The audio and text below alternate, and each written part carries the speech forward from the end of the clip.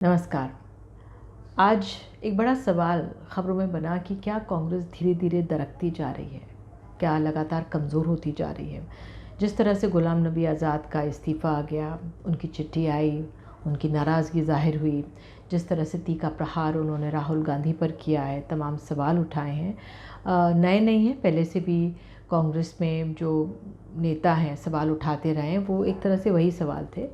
लेकिन बहुत तीखा प्रहार एक तरह से इसे माना जा रहा है और बहुत ज़रूरी है कांग्रेस के जिस तरह से नाखुश नेता हैं वो अपनी बात लगातार किसी ना किसी तरह मंच पे कहते रहें। अब G23 की आपको लिस्ट याद होगी, वो भी सामने आया था। तो इससे एक तरह से हड़कंप मच गया। जिस तरह से उनका पुराना नाता रहा है कांग्रेस से, वो उन्होंने चिट्ठी में लिखा। जयराम रमेश ने कहा कि जिस तरह की भाषा का प्रयोग हुआ है वो बिल्कुल ठीक नहीं था। तो हमने आज सैफुद्दीन सोज़ जो कि जम्मू कश्मीर के नेता हैं उनसे बात की, क्योंकि गुलाम नबी आज़ाद के इस्तीफ़े के बाद 5 जो पूर्व विधायक हैं कांग्रेस के, उन्होंने भी इस्तीफ़ा दे दिया। अटकलें ये भी लगी, क्या गुलाम नबी आज़ाद एक नई पार्टी बनाना चाह रहे हैं।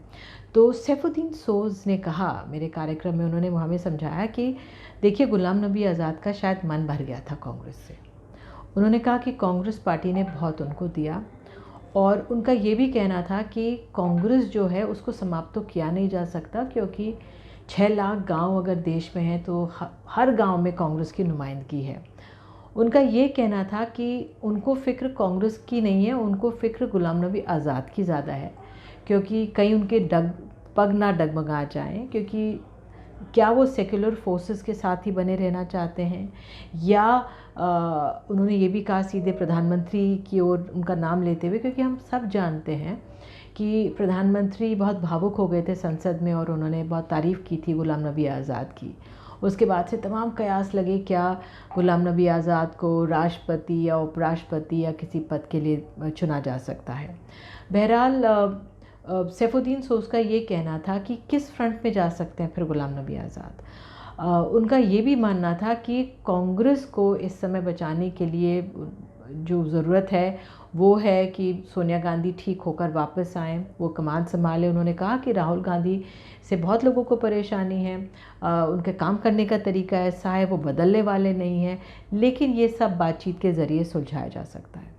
तो मैंने सैफुद्दीन सोज़ से उनसे पूछा कि अब आप ये देखिए कि अब आगे किस तरह से बढ़ा जा सकता है कांग्रेस में। तो उन्होंने कहा है कि संवाद बहुत ज़रूरी है और कांग्रेस को तमाशबीन बन के नहीं देखना चाहिए। जो कांग्रेस के विचारधारा को मानते हैं उनको कमर बांध के इस पार्टी को महफूज रखना है। बहरहाल कांग्रेस अपनी तरफ से एक हफ्ते भर में भारत जोड़ो यात्रा देश भर की शुरू करने वाली है।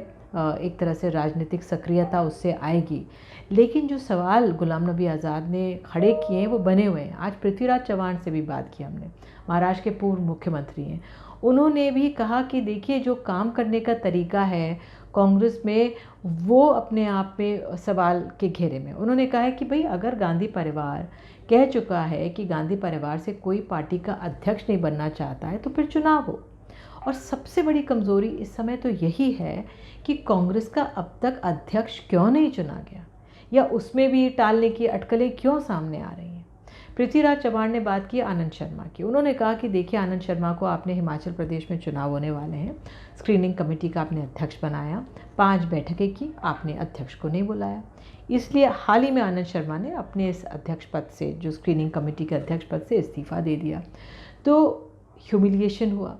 तो जो ये सीनियर लीडर्स कहते हैं कि ह्यूमिलिएशन हो रहा है, ये अपने आप में बड़ा आरोप है।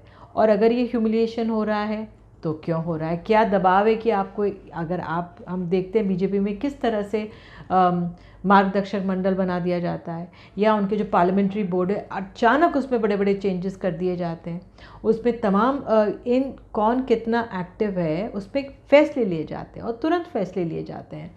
तो ये सवाल है कि कांग्रेस क्यों नहीं अपने आप को एक्टिवली उसमें सुधार ला रही, जो यह खामियां लगातार आ रही हैं क्यों नहीं उनको दुरुस्त कर रही। क्योंकि आप देखिए आम आदमी पार्टी किस तरह से सक्रियता से लगातार अपनी काउंटर स्ट्रैटेजी बना लेती है। आम आदमी पार्टी, अरविंद केजरीवाल हो, मनीष सिसोदिया हो, किस तरह से मुखरता से अपनी बात रख रहे हैं। बिहार में हमने देखा किस तरह से बीजेपी का साथ छोड़कर नीतीश कुमार कितने मुखर और उग्र तरीके से अपनी बात सामने रख रहे हैं। तो जो पोस्चरिंग है विपक्ष में इन नेताओं की लगातार बढ़ रही है, ये लोकतंत्र के लिए एक बहुत हेल्दी साइन है। कांग्रेस को भी अगर अपने आप को और मजबूत बना के रखना है और अपने जो काडर है या जो उनका कार्यकर्ता है, जो भी है जहाँ पे भी है, उनको अगर उनका हौसला बढ़ाना है तो कांग्रेस को भी कदम उठाने होंगे। हम सब जानते हैं कि सोनिया गांधी की तबीयत खराब है, राहुल प्रियंका गांधी उनके साथ गए हैं, लेकिन ये एक ऐसा दौर है मीडिया का कि सबके हाथ में फ़ोन है, एक संदेश भेजा जा सकता था। उससे जो कार्यकर्ता हैं या जो नेतागण साथ हैं उनका मनोबल बढ़ेगा। तो समय वाकई में ये है कि कांग्रेस को वाकई में अपनी कमर बांध के, और जो शीर्ष नेतृत्व है वो या जो नेतृत्व यहाँ पर हैं, उनको अब जल्द से जल्द ठोस फैसले लेने होंगे, क्योंकि 2024 के जो चुनाव हैं वो ज़्यादा दूर नहीं हैं। 2 साल बहुत कम होता है। हम सब जानते हैं सियासत में किस तरह से तेज़ी से राजनीतिक घटनाक्रम बदल रहा है। तो अगर कांग्रेस को अपने आप को कमज़ोर होने से, दरकने से बचाना है तो अब जल्द फैसले लेने होंगे। नमस्कार।